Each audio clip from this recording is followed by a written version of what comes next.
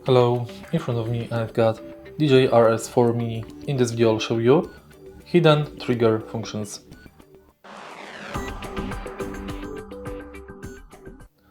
In the beginning, take a look at the trigger. Press and hold the trigger to enter lock mode. In lock mode, the gimbal will not respond to the movement of the grip. After setting up on the touchscreen, press and hold the trigger to enter FPV mode.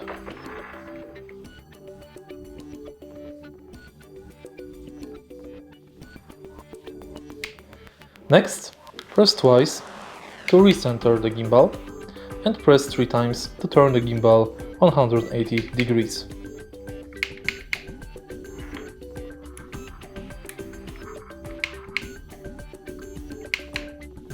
And that's basically it. If you find this video helpful, please leave a like, comment and subscribe.